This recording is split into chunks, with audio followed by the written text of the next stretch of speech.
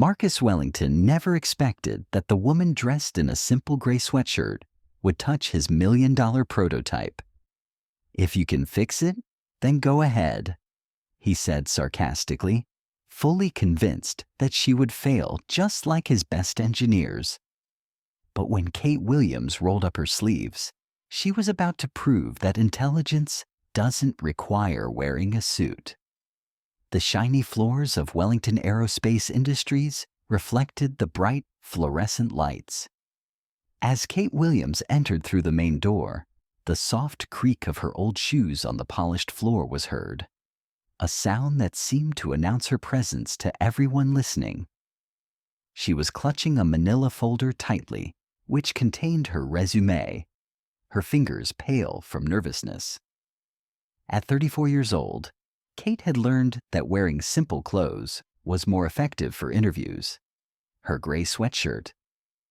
Marcus Wellington never imagined that the woman quietly entering his sleek aerospace facility, dressed in nothing more than a faded gray sweatshirt and scuffed sneakers, would dare to lay a hand on his prized invention. A prototype worth millions, crafted by the best minds his company could hire. "Try fixing this if you think you can," he said with a mocking smirk, confident she'd fall short like the others who had tried and failed. His voice dripped with doubt, and everyone in the room could feel the silent challenge in the air. But Kate Williams wasn't here to prove herself with words. She simply rolled up her sleeves, not in defiance, but in quiet determination. To her, brilliance didn't require a tailored suit or a fancy title. It required focus, grit, and belief in one's abilities. The polished tile beneath her feet gleamed under the stark, cold glow of fluorescent lights that stretched across the ceiling of Wellington Aerospace Industries, like an endless sky of expectations.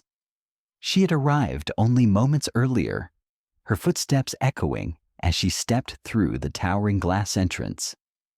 The squeak of her old shoes created a sharp contrast to the pristine environment, as though even the floor was questioning her presence.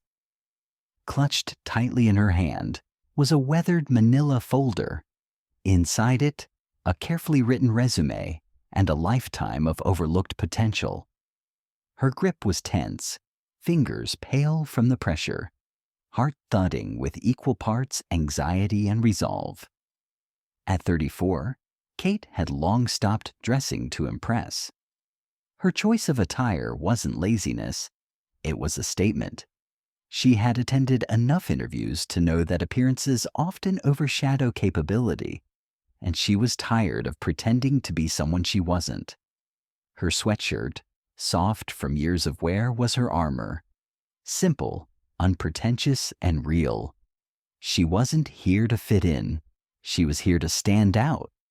And she was ready to show that genius didn't need permission. It only needed a chance.